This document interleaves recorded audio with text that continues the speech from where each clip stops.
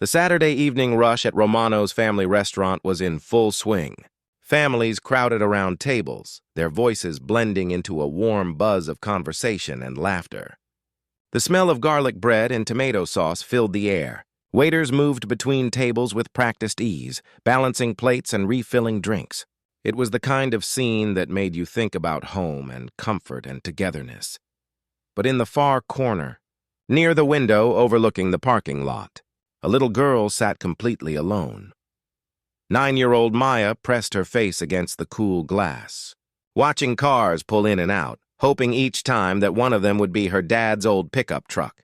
The table in front of her held a plate of chicken strips and fries that had gone cold 20 minutes ago. She hadn't touched them. Couldn't touch them. Not when her stomach was twisted up in knots like this. She had been so excited about tonight. Her birthday dinner. Just her and Dad like they did every year. He'd promised her. Cross his heart and hope to die, he'd said with that silly grin that always made her laugh. They were going to order whatever they wanted, and she was going to get the chocolate lava cake for dessert. And they were going to talk about everything and nothing, the way they always did. But then his phone had rung while they were getting ready. She'd seen the way his face changed when he looked at the caller ID. Saw him close his eyes for just a second, like he was hoping the call would disappear if he didn't acknowledge it. He had to take it, though. He always had to take it, his supervisor. The building where he worked as a maintenance man had a burst pipe, and they needed all hands on deck. Emergency situation. Could he come in right away? Her dad, David, had knelt down in front of her, his work-worn hands on her shoulders, apologizing with eyes that looked more tired than usual. He promised he'd be there as soon as he could, maybe just an hour late, 2 at the most. He'd already paid for her meal in advance. Mr. Romano, the owner, was a friend and had agreed to keep an eye on her. She was a big girl, right? She could handle eating alone for a little bit. Maya had nodded because that's what good daughters did. They understood. They didn't make things harder for their dads who were already working so hard. But understanding didn't make it hurt any less. Now, sitting at this table while every other family around her laughed and talked, Maya felt like the loneliest person in the world. She watched a family 2 tables over, a mom, a dad, and 2 kids. The dad was making funny faces, and the kids were giggling so hard they could barely eat. At another table, a teenage girl was showing her parents something on her phone, and they were all leaning in close, interested in whatever she was sharing. Maya looked down at her plate. A tear dropped onto one of the fries, making a small wet spot. Then another. She tried to wipe her eyes quickly with her sleeve, but the tears kept coming. She was crying on her birthday, alone in a restaurant, and she hated it. Hated feeling sorry for herself. Hated that her dad had to work so much. Hated that her mom wasn't here anymore to make everything better. 2 years ago, when Mom was still alive, birthdays were different. There were homemade cakes and decorations and laughter that filled their whole apartment. Now it was just her and Dad trying their best, and sometimes, like tonight, their best just wasn't enough to keep the sadness away. She pulled her knees up to her chest, making herself smaller in the chair, hoping nobody would notice her. But of course people noticed. A little boy at a nearby table pointed at her and asked his mom why that girl was crying. His mother quickly shushed him and pulled his hand down, but not before Maya caught the look of pity on her face. That made it worse. So much worse. Maya grabbed a napkin and pressed it to her face, shoulders shaking with silent sobs. She tried so hard to be quiet, to not make a scene. Her dad always said she was his brave girl. Brave girls didn't cry in restaurants. Brave girls understood when their dads had to work. But right now, she didn't feel brave at all. She felt small and forgotten and so incredibly lonely. The noise of the restaurant continued around her like she was invisible. Forks clinked against plates. Someone laughed loudly at a joke. A baby cried and was quickly comforted. The world kept moving while Maya sat frozen in her bubble of misery. She didn't notice when someone stood up from a table across the room. Didn't see the woman who paused mid-conversation with her colleagues, her attention caught by the sight of a child crying alone. The woman's name was Patricia, and she was having what most people would call a perfect evening. She'd just closed the biggest deal of her career with the biotech company she'd been chasing for months.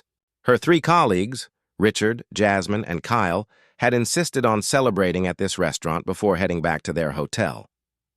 They'd ordered appetizers, clinked glasses of wine, and were riding high on the success of the day. But something about that little girl in the corner made Patricia's celebration feel hollow.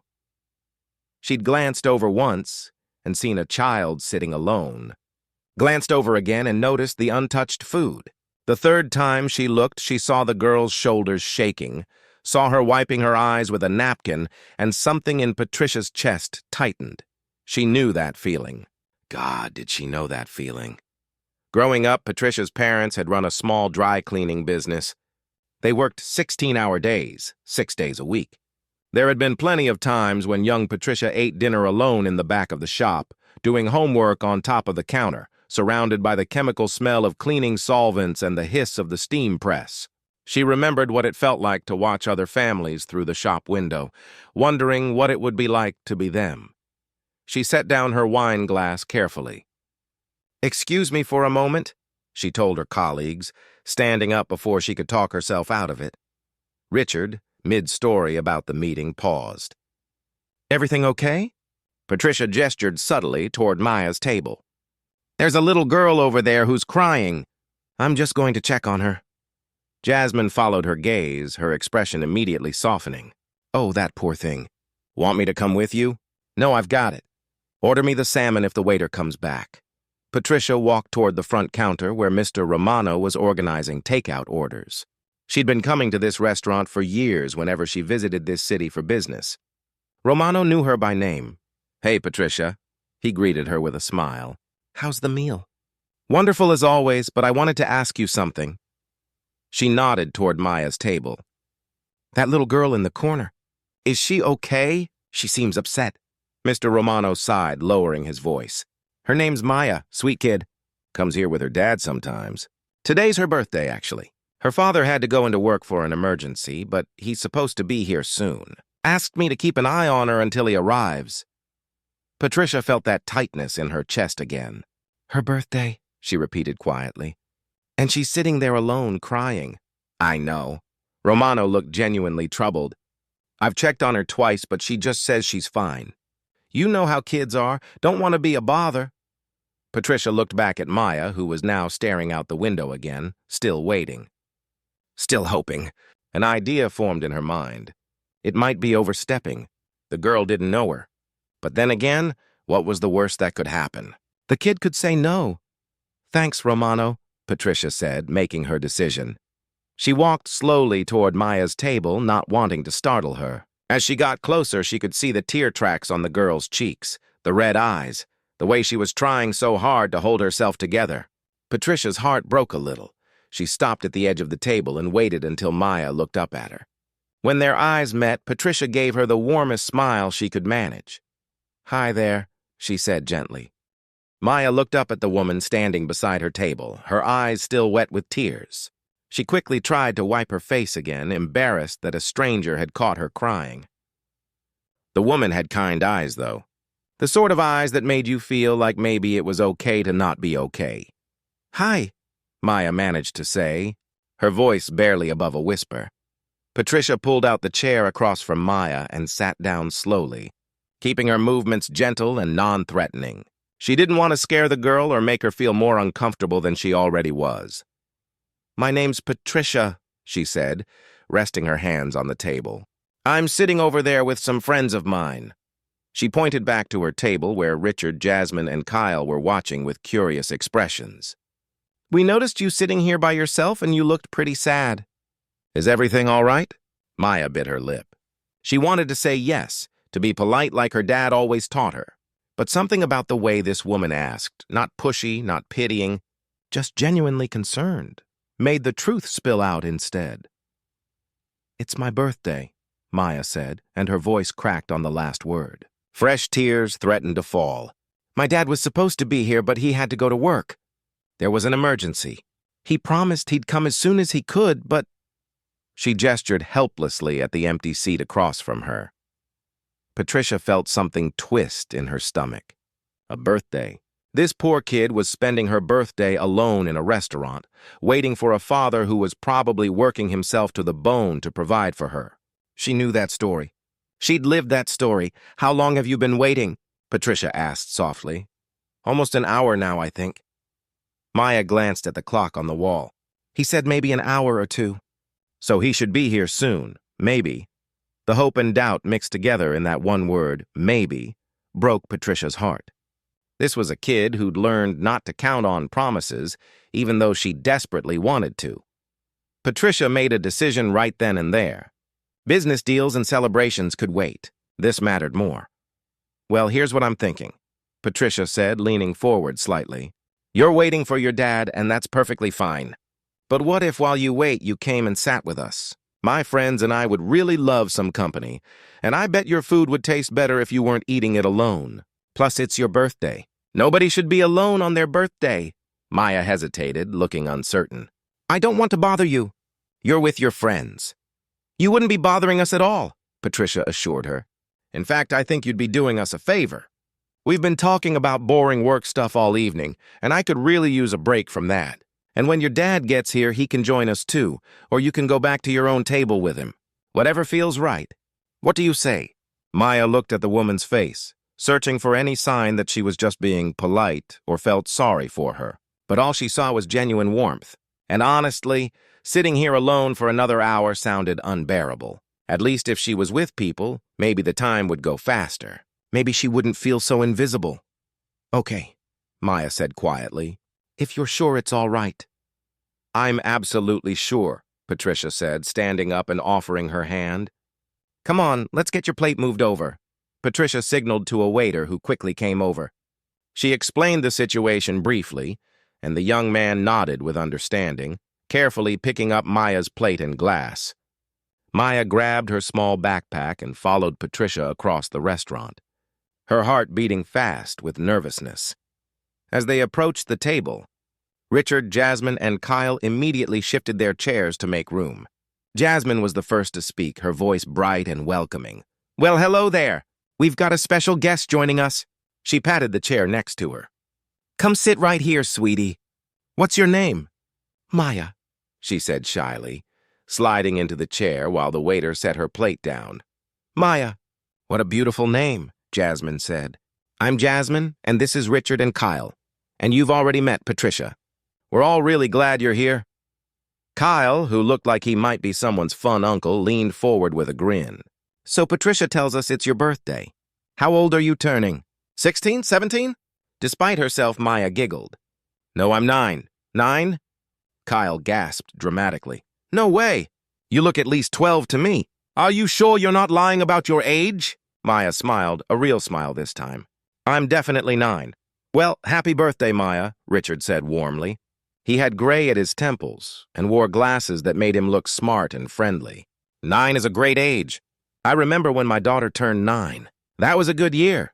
The mention that Richard had a daughter made Maya relax a little more. These weren't just random adults. They were people with families, with kids of their own who they probably loved and took care of.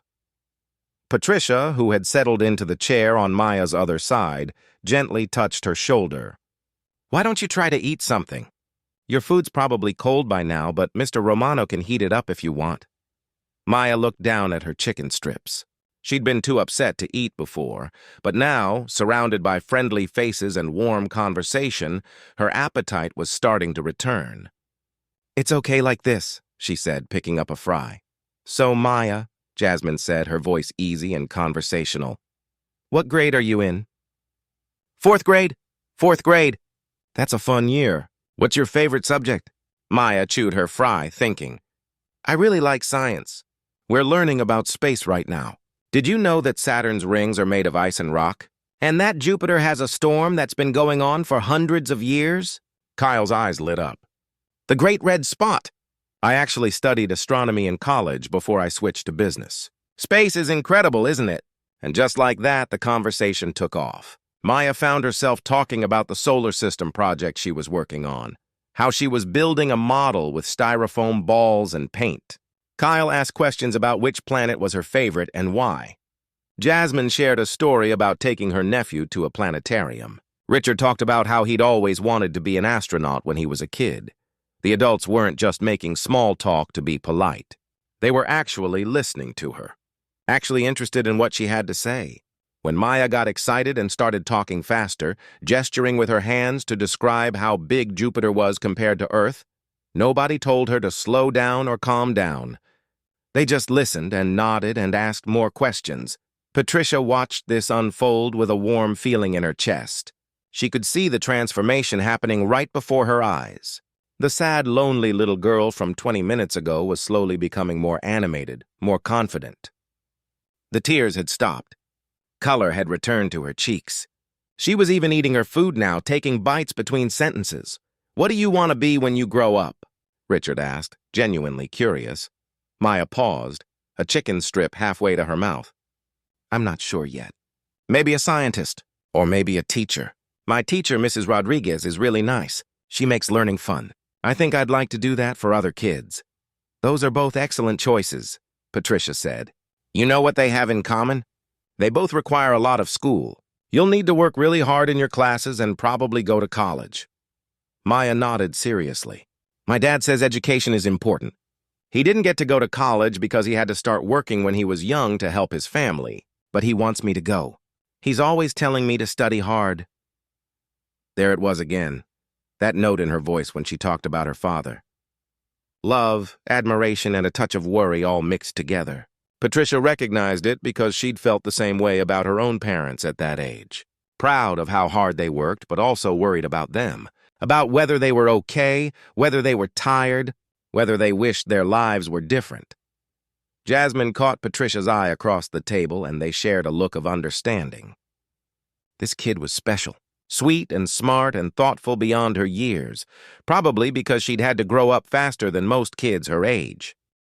"Your dad sounds like a really good man," Jasmine said gently.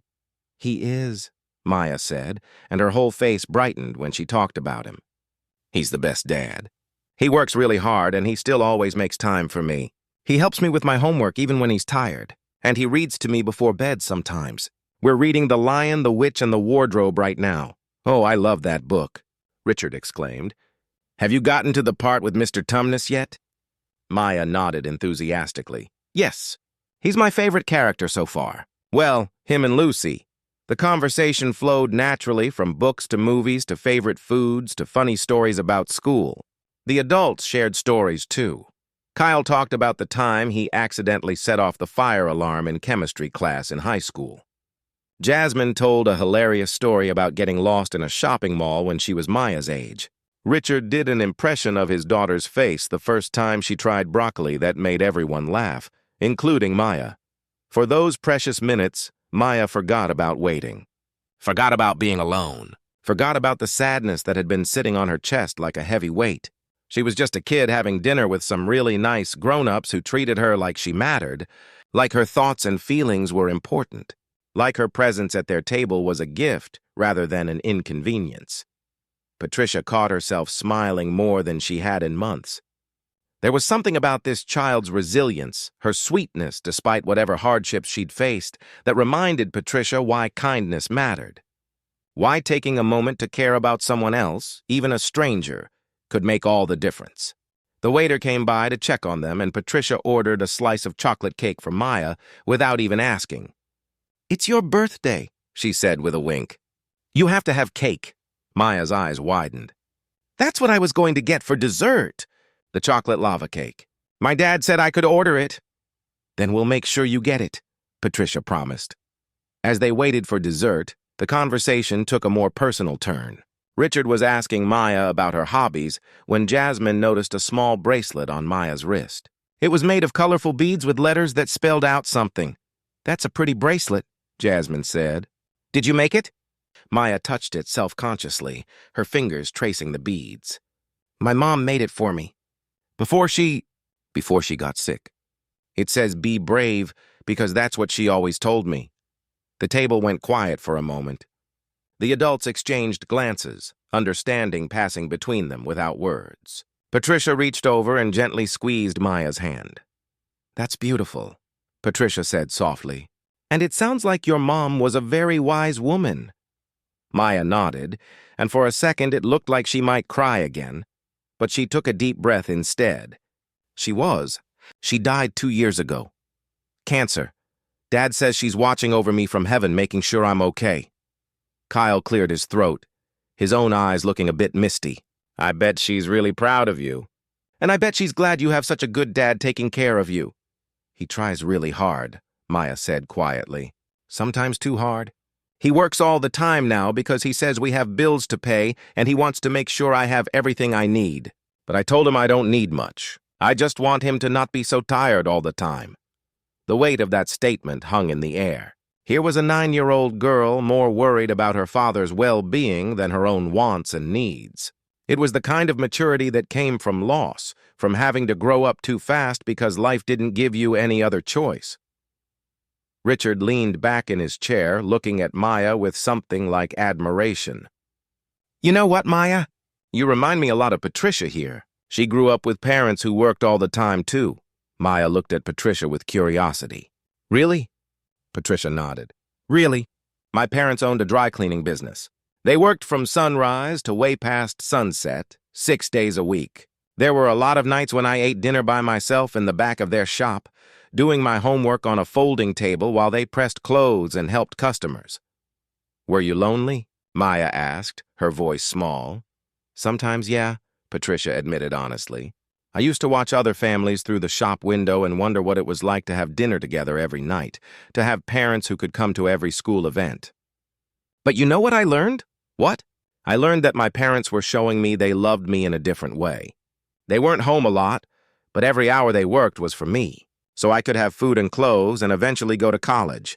They sacrificed their time so I could have a better future. Patricia smiled. Your dad is doing the same thing, Maya. He's working hard because he loves you. Maya thought about that, her young face serious. I know he loves me. I just wish he didn't have to work so much.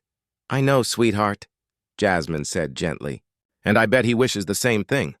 But sometimes that's just how life is. The important thing is that you have each other. Kyle tried to lighten the mood a bit. You know what, though? The good news is that kids who grow up watching their parents work hard usually turn out to be pretty amazing people. Look at Patricia. She went to college, worked her way up in her career, and now she's one of the most successful people I know. And she did it all because her parents taught her the value of hard work. Plus, Richard added, she's one of the kindest people you'll ever meet. Success isn't just about money or fancy job titles. It's about being a good person.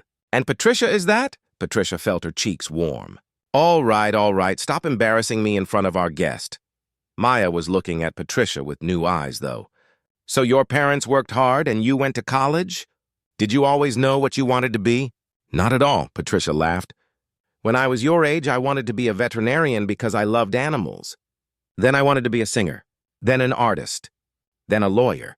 I changed my mind about 100 times before I finally figured out what I was good at and what I enjoyed doing. What do you do now? Maya asked. I work for a company that helps develop medicines. My job is to work with other companies and help them create drugs that can make people healthier. It's not as exciting as being an astronaut or a famous scientist, but I like knowing that the work I do helps people. Maya's eyes lit up. That sounds really important. Like, you're helping save lives? In a way, yes, Patricia said. And that's what makes it feel worth it. The dessert arrived then, and Maya's face absolutely glowed when she saw the chocolate lava cake placed in front of her. Warm chocolate oozed out when she cut into it with her fork, and the first bite made her close her eyes in happiness. Good? Jasmine asked with a smile.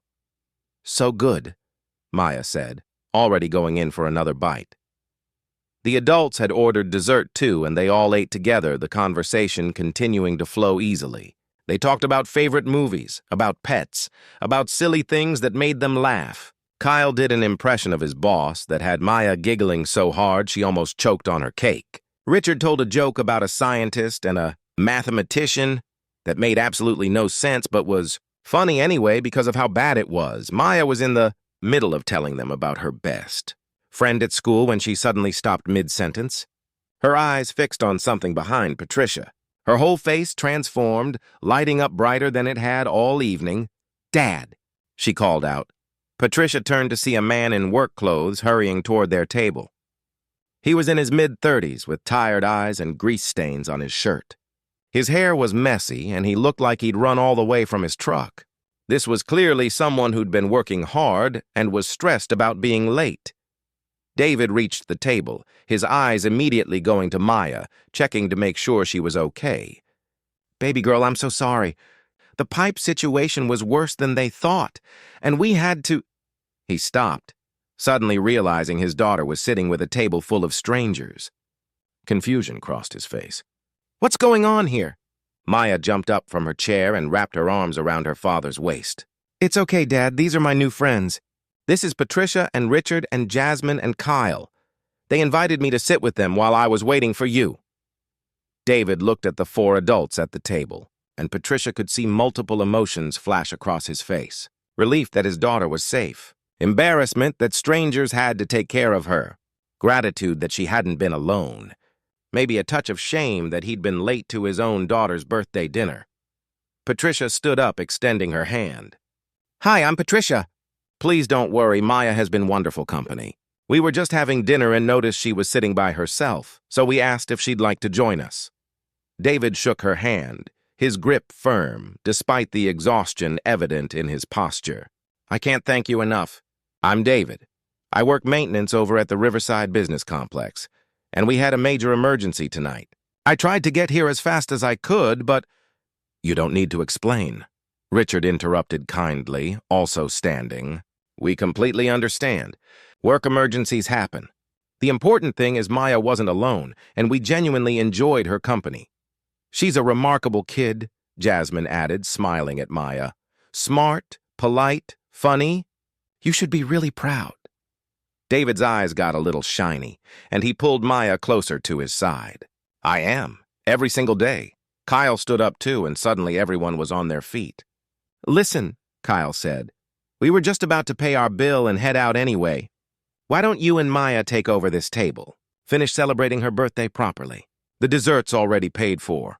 "Oh no, I couldn't." David started to protest, but Patricia held up her hand. "Please, consider it a birthday gift. Every kid deserves to celebrate with their parent on their special day." She looked down at Maya, who was beaming up at her father. "Besides, I think someone's been waiting all evening for this." David looked like he might argue, but then he saw the hope in his daughter's eyes and his resistance crumbled. "Thank you," he said, his voice thick with emotion. "Really, thank you all so much. This is incredibly kind." "It was our pleasure," Patricia said, and she meant it with her whole heart. She reached into her purse and pulled out a business card, handing it to David. "This has my email on it. I know Maya mentioned she's interested in science and maybe teaching. If she ever has questions about school or careers or anything like that, please feel free to reach out. I'd be happy to help however I can." David took the card, staring at it like it was something precious. "I don't know what to say." "You don't have to say anything," Patricia assured him. Maya suddenly let go of her dad and rushed over to Patricia, throwing her arms around her waist in a tight hug. "Thank you for sitting with me. Thank you for making my birthday not sad anymore." Patricia hugged her back, blinking away tears of her own. "You're so welcome, sweetheart." "Happy birthday." Maya went around the table, hugging each of the adults in turn. Jasmine whispered something in her ear that made her smile. Richard ruffled her hair gently. Kyle gave her a high five that turned into a hug. As the 4 of them gathered their things and prepared to leave, Patricia took one last look at the table. David had sat down, and Maya was already chattering excitedly to him about everything that had happened, about space and books and the chocolate lava cake. David was listening with his full attention, one arm around his daughter's shoulders, and even though he looked exhausted, there was so much love in his eyes. That image stayed with Patricia as they left the restaurant. Outside in the parking lot, the 4 colleagues stood together for a moment before heading to their cars. The evening air was cool, and the sounds of the restaurant had faded to a muted hum behind them. Nobody spoke right away. They were all processing what had just happened. Finally, Jasmine broke the silence. "That was something special." "Yeah," Kyle agreed quietly. "I thought we were just going out for a celebration dinner. Didn't expect to have my heart completely rearranged." Richard adjusted his glasses, looking back at the restaurant window where they could still see Maya and David's silhouettes at the table. "You know what got me?" That little girl was more worried about her father than herself. 9 years old and already carrying that kind of weight. Patricia nodded, still holding the feeling of Maya's hug close to her heart.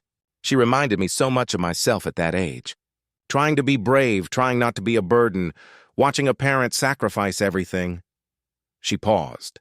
I'm glad we did this. Me too, Jasmine said. Sometimes we get so caught up in our own world, our own problems and celebrations, that we forget to look around and see who might need a little kindness. They said their good nights and headed to their separate cars. But Patricia sat in hers for a long moment before starting the engine. She thought about that business card she'd given David. At the time, it had felt like the right thing to do. But would they actually reach out? Or would it just end up in a drawer somewhere, a nice gesture that went nowhere? She didn't have to wonder for long. 2 weeks later, Patricia was in her office going through emails when she saw one that made her pause. The subject line read, "Thank you from Maya and her dad." She clicked it open immediately. The email was from David. His writing was simple but sincere. He thanked her again for the kindness she and her colleagues had shown Maya. He said that evening had meant more to both of them than she could know. Maya hadn't stopped talking about it for days. She'd told all her friends at school about the nice business people who'd invited her to their table and treated her like she mattered. Then, at the end of the email, there was a second part written by Maya herself. The spelling wasn't perfect, and the sentences were simple, but the heart behind them was pure. Dear Patricia, thank you for being nice to me on my birthday. You made me feel special when I was sad. I made you a drawing of all of us at the table. My dad is going to mail it to you. I hope we can talk again sometime. I have questions about college. Love, Maya. Patricia found herself wiping her eyes at her desk. She immediately replied, telling Maya she would love to answer any questions and that she couldn't wait to see the drawing. She gave them her personal phone number and said Maya could call or text anytime she needed advice or just wanted to talk. 3 days later, a manila envelope arrived at her office. Inside was a drawing done in crayon and marker. It showed 5 people sitting around a table, all with big smiles on their faces. Each person was labeled in careful print. There was even a chocolate cake on the table with "Happy Birthday" written on it.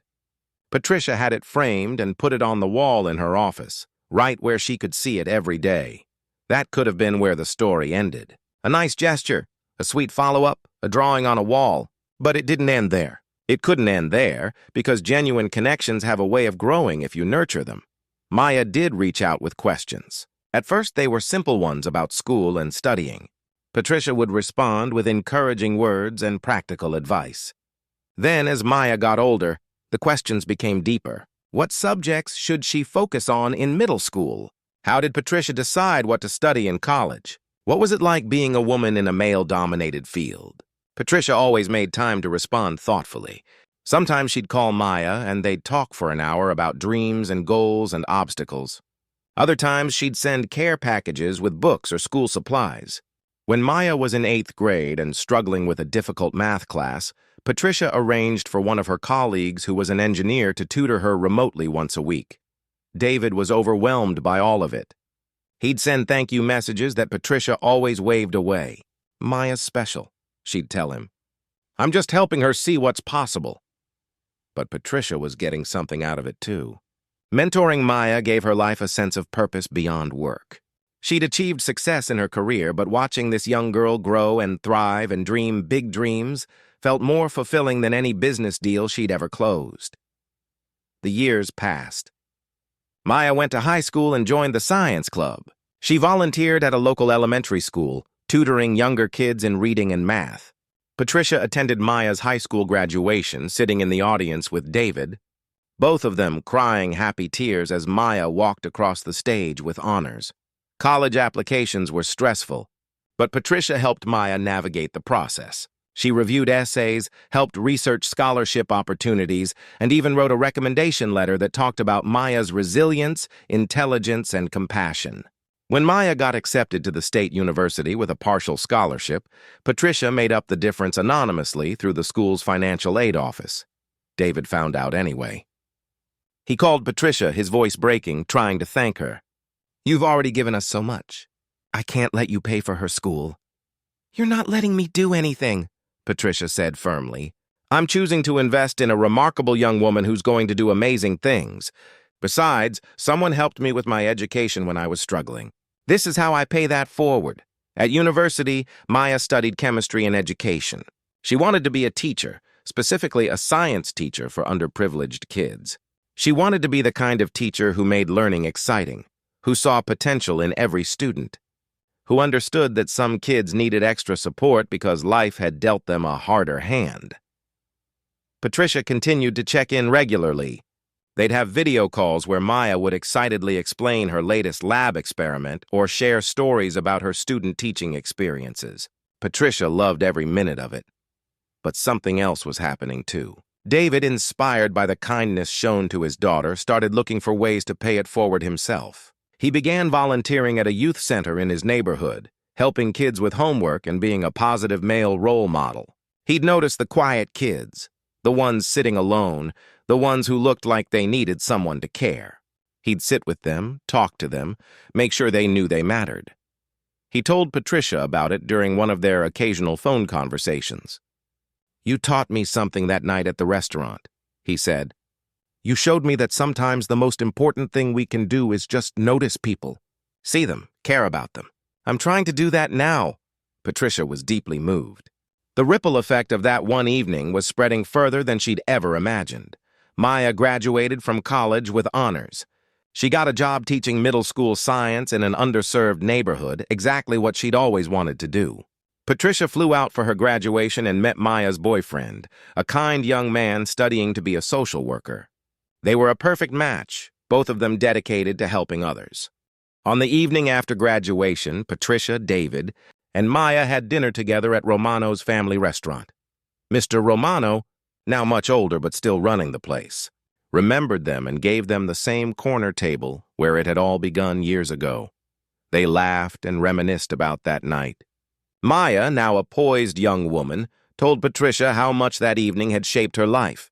"You made me feel like I mattered when I felt invisible," Maya said. "And you showed me what it means to lift other people up. That's what I try to do every day with my students now." Patricia's eyes filled with tears. "You always mattered, sweetheart. I just helped you see it." David raised his glass. "To kindness, and to the way one moment of compassion can change everything." They clinked glasses, and Patricia felt a deep sense of contentment. This, she thought, was what success really looked like. Not the corner office or the impressive title or the big deals. This, connection, impact, love. Years later, Patricia was back in that same city for business. She was older now, thinking about retirement, reflecting on her life and legacy. She decided to stop by Romano's for dinner, just for old times' sake. The restaurant was busy, families and friends filling the tables with laughter and conversation. Patricia was waiting for her food when she noticed something across the room. A teenage boy sat alone at a corner table, his shoulders hunched, wiping his eyes with his sleeve. He looked lost and lonely, and like the world was too heavy to carry. Patricia watched as a young woman in her late 20s approached the boy's table. She recognized her immediately. Maya, her Maya, all grown up, confident and compassionate. Maya was saying something to the boy, gesturing to her own table where her husband and what looked like their young daughter were sitting. The boy hesitated, then nodded. Maya smiled and helped him move his things over to join her family.